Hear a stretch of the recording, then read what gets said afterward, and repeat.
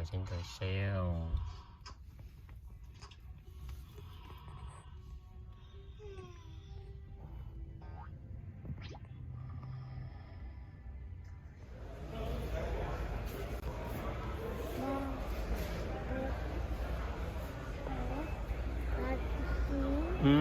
Cái doorbell.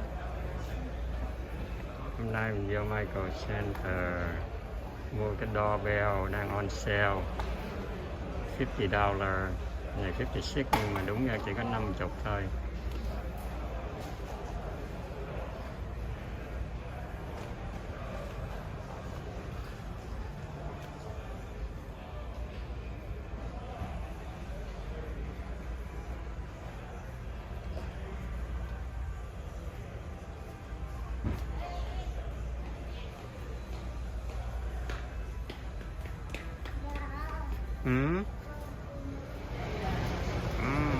Có ai thích về computer electronic, Michael Center là chỗ mua good nhất.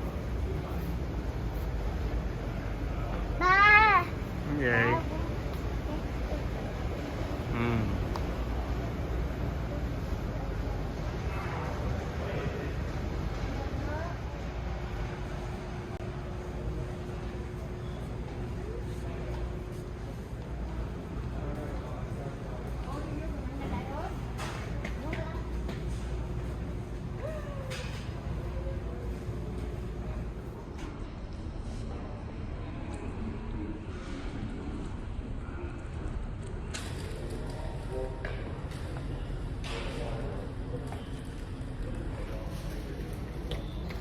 Oh, computer cases.